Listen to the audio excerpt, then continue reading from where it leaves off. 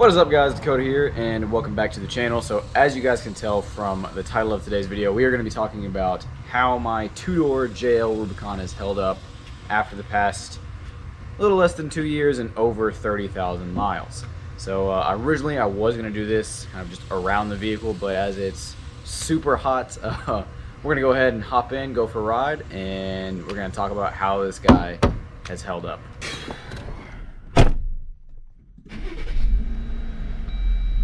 Alright, so before we get started, I figured I should set some context in how I use my Jeep. So I bought this back in October of 2018, and I use this thing every single day. It is my daily driver. I literally use it every day, back and forth to work, as well as, you know, towing dirt bikes or lawnmowers, you know, going to Home Depot and putting 500 pounds worth of tile in the back.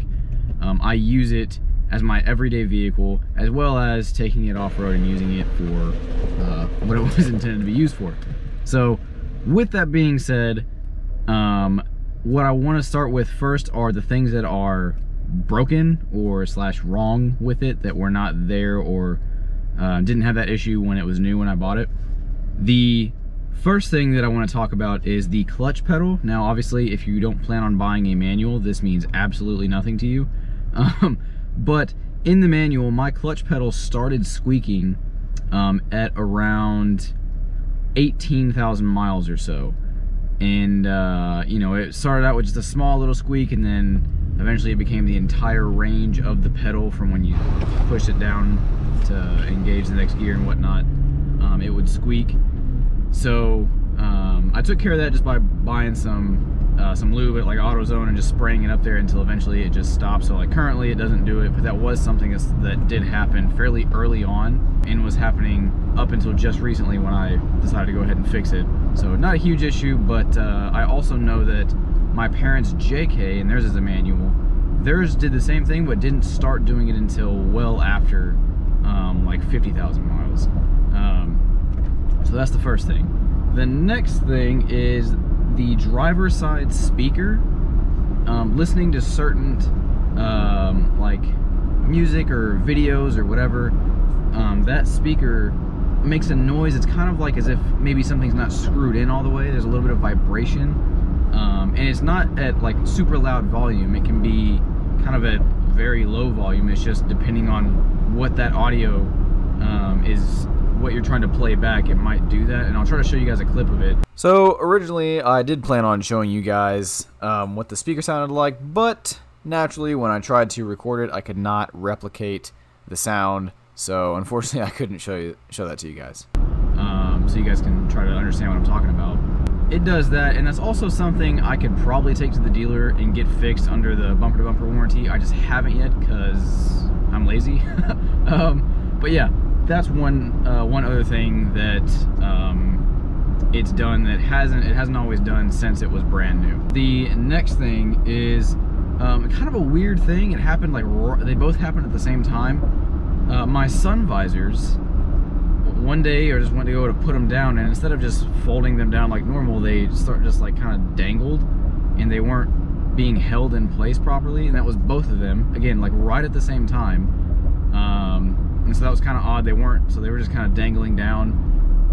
But I got that fixed. I took it to the dealership, and they said that they've had a few Jeeps come in with that problem. Don't really know what it was. They weren't sure either.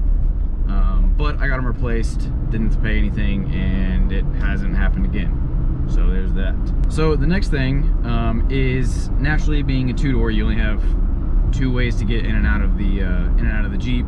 And when you're going to be putting people or things in the back, you're going to be moving these seats, these front seats, quite a bit if you put people in and out of the back seat. And so with the latch on the passenger side, it's actually come loose a little bit. From I guess the amount of times that I've used it, it's actually kind of come unlatched or unstitched. However, it's in there. I'll show you guys. But that's kind of showing definitely some signs of wear.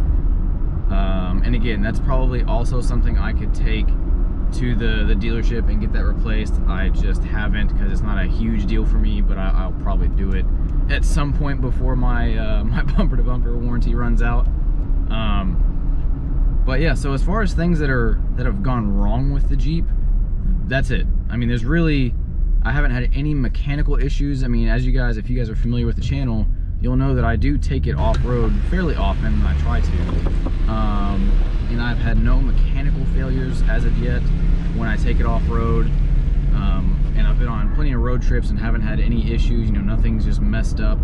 Everything on the interior still works exactly how it should. There's no buttons that stopped working or features that stopped working on the touchscreen or anything like that. Everything still works exactly how it should.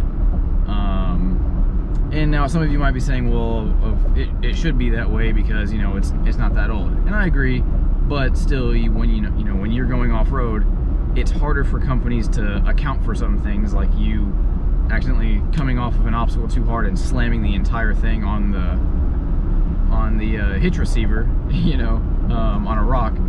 So overall, this thing is held up super well.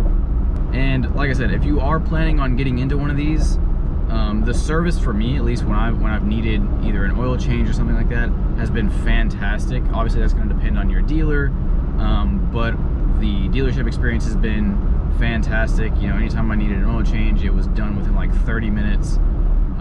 And I have yet still, although this will probably be my last one, I have still yet to pay for an oil change under the Jeep Wave program. So it's just nice.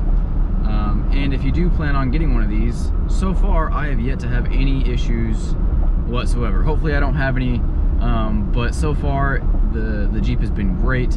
It's been exactly what I've expected and more.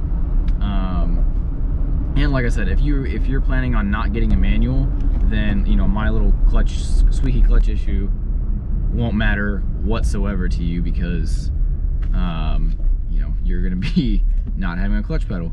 And, you know, also if you plan on getting a four-door Jeep, then you might not have the issue of the little latch coming loose on the passenger seat, because you'll have the doors to allow people to get in. But again, overall, if you're on the fence about getting one, go ahead and do it. Like I responded to somebody's comment earlier today, it was probably one of the best decisions I've made to get this thing, because just, you know, when you're going off-road, it's just super relaxing almost, even though at times it can be stressful, but it's just a nice way to relax, and it's a fun vehicle to have. Out of the two cars that I have currently, this is by far my favorite. I like my Camaro, but this thing is definitely my favorite. Anyways, guys, if you have any questions, feel free to leave a comment below and I'll try to answer it as best I can. And I hope you found today's video helpful and enjoyable. And if you did, make sure to give it a like and subscribe. And if you do subscribe, click that bell notification so you get notified for more videos on the Jeep, as well as the other stuff I've got down the pipeline. And yeah, I will see you guys in the next one. Take care.